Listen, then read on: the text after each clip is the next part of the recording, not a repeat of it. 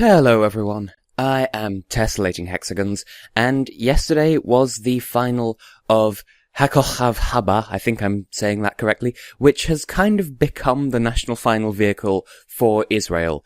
They established a partnership with the show last year to determine their Eurovision entry, and they're carrying it on this year. I'm not sure whether to actually call it a national final or not. I mean, technically it is? I don't know.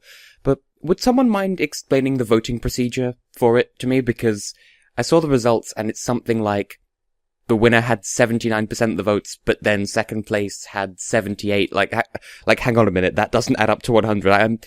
I'm slightly confused, so if someone could explain that to me, then I would appreciate it. But anyway, yes, they're using... back myself into a corner, I'm going to have to say the name again, aren't I? Anyway, they're using Haba again this year because it brought them such an enviable result last year. I still recall the post-semi-final press conference where the Israeli delegation were just so happy just to have qualified. Little did they know at the time that Nadav had actually finished third and would go on to reach 9th out of 27 in the grand final. Clearly, Israel are really capable of getting into the Eurovision spirit, and that's encouraging. So, off the back of their success last year, they're sending their next star for this year, and that just so happens to be one Hovi star, and at this point I would announce his real name, but nowhere seems to have documented it, so I can only assume that Hovi star is his real name.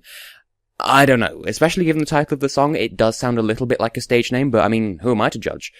The title of the song, anyway, is Made of Stars, and it's in English. This song actually appeared twice in the final lineup of the national final, because Hovi Star had his version of it, and then there was another different version, and then two different songs as well.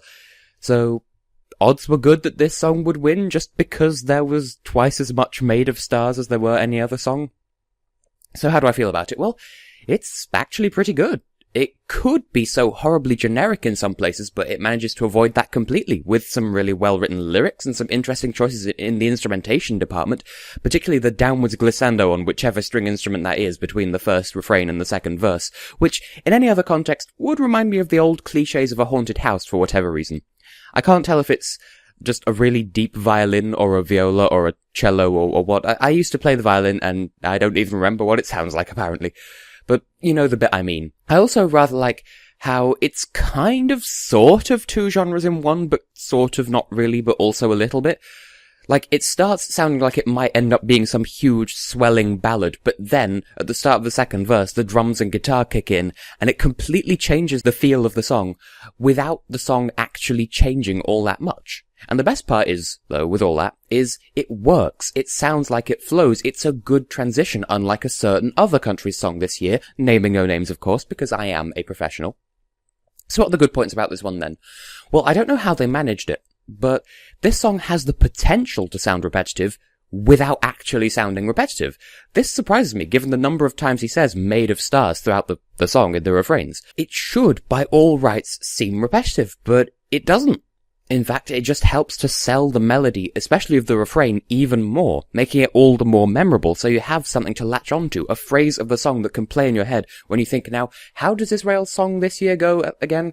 And then you think of that phrase of the song, so that's good, because that makes it more identifiable.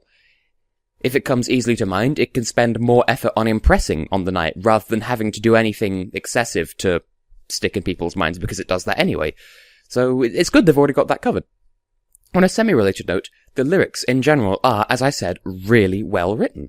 There's some clever stuff in there, which, again, adds to the song's feel of not generic even though it could be.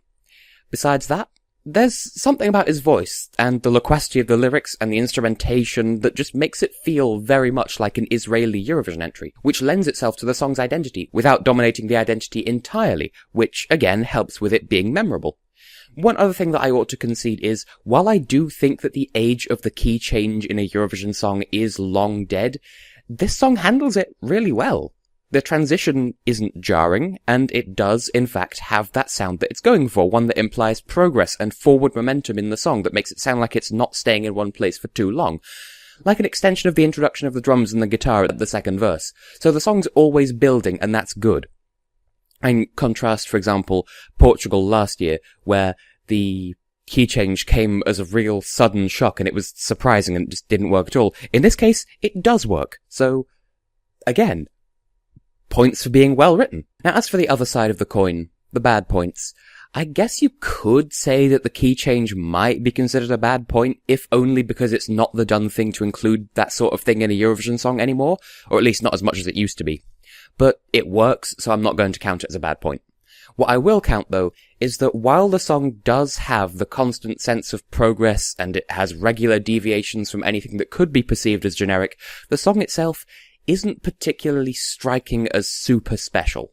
It's fun, and it makes you feel, for certain, but it still feels just like a song. As music goes, that's still a good thing. But I'd like to think that when it comes to Eurovision, the status quo is a status low, to borrow humour from the nostalgia critic.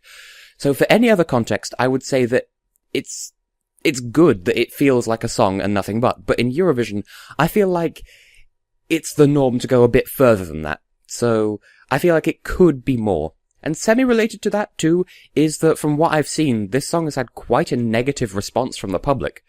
I did hear little snippets of what it was up against in the final of the show, but I didn't get to watch it. I was busy with other things at the time, so I can't say for certain whether it was the best in the lineup or not, but it seems that the public isn't anywhere near as behind this one as they were with Golden Boy, so I'm counting that as a bad point because it's something that will count against this song when it comes to the contest, but it's not the song's fault, and I recognise that. Now, how would I score it on a scale of 1 to 10? For me, this one sits perfectly on the border between 8 and 9, depending on how I'm feeling. For the most part, on paper at the very least, this one is very much deserving of the 9, but I'm going to go with 8 out of 10, because while it is entertaining to listen to, unlike some of the other entries this year, it doesn't lend itself well to being listened to multiple times in succession. And it isn't, as I said, all that outrageously special. Now, I know that repeat listenings aren't really a factor when it comes to being a Eurovision song, when it comes to competing in Eurovision, but it does kind of back up what I was saying about this song not having too much of a wow factor compared to the others. So, it's a sort of song where if you listen to it once, despite all the forward momentum and progress and change that it has throughout the song, it feels like one listening is, okay, you've heard it once, you've heard it as many times as you're not going to get anything more out of the song. Which is a bit of a shame because it is still a good song, and 8 out of 10 is still a good score, but that's where it sits with me. Now, compared to last year, this is unfortunate. It is a little bit of a case of swings and roundabouts with this one, I will concede, because from a technical standpoint, Made of Stars is composed much more solidly, and it has a much firmer grasp of what sounds good lyrically, and what works on stage, and all that good stuff. But, compared to Golden Boy, while it does feel like it has a bigger budget, it's received a much poorer critical reception, and it doesn't feel anywhere near as engaging somehow. On stage, it will most likely feel like we're watching Hovi singing about the world that he's standing in without inviting us through the fourth wall to join him. Whereas Nadav was just having a good time with his friends on stage, and the audience was made to feel as though they were part of the squad. And so, with that sense of community, it made the song more enjoyable and more engaging, and so I'm going to have to give the victory to Golden Boy in this comparison. That's not to say that Made of Stars isn't good, of course, it's just that Golden Boy felt a bit more entertaining. It ticked more boxes, and while it did feel not as big budget, it still impressed more than this does. So will it qualify? Well, my original notes for this section of the review say, on paper, yes. In practice, no. More specifically, what I mean by that is, this song, were it not for any outside influences, would, in a stereotypical Eurovision, certainly be a guaranteed qualifier, but I feel like this song's exclusive presentation and poor critical reception, as well as the fact that it will inevitably face comparison after comparison to the publicly adored Golden Boy, will probably lead it to being snubbed somewhat by fans. The juries might still like it, and so it does still stand a decent shot at qualifying, but it's nowhere near as much of a guaranteed thing as it could be.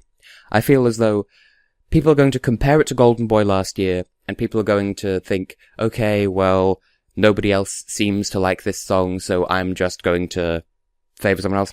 I suppose part of that is the fact that it's not as impressive, perhaps, as it could be, and so I feel as though this one might suffer in the points department by virtue of being too many people's 11th place, because, of course, in Eurovision, you only give points to your top 10, so while it could consistently be 11th place across the board, there could be another song that's really polarizing that gets 12 points from half the community and then nothing from the other half that does better, because by coming 11th with everyone, this wouldn't get any points. And I'm not saying it'll get no points, I'm just saying it doesn't impress enough, I think, to be in enough people's top 10s to get the points it requires to qualify, but it still might.